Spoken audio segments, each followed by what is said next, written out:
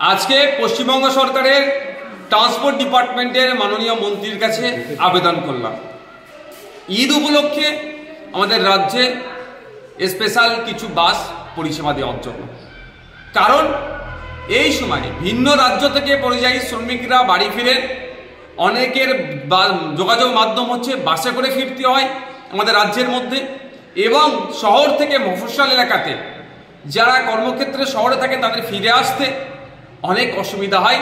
এই সময়ে পর্যাপ্ত পরিমাণে বাস থাকে না, গ্যাদারিং বেশি হয়, ফলে নিত্যযাত্রী যারা প্রতিনিয়ত যারা যাতায়াত করেন তাদেরও অসুবিধা হয়, এবং ঈদের জন্য স্পেশালি যারা বাড়ি ফিরতে যান তাদেরকে অনেক ঠেলাঠেলি করে ভিড় বাসে উঠতে হয়।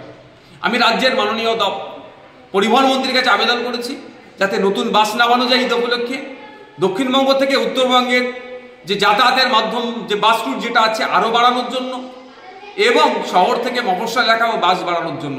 এই বাস বাড়ালে একদিকে যেমন যাত্রী পরিষেবা দেওয়া হবে, এই মানুষজনদেরকে যেমন পরিষেবা পাবে, সাথে সাথে পশ্চিমবাংলার অর্থনীতির চাকাটা হলেও একটু হলেও ঘুরবে। কারণ যাত্রী পরিষেবা দিলেই যে ভাড়াটা আসবে সেটা ট্রান্সপোর্ট ডিপার্টমেন্ট পাবে তথা রাজ্য কোষাগারে যাবে।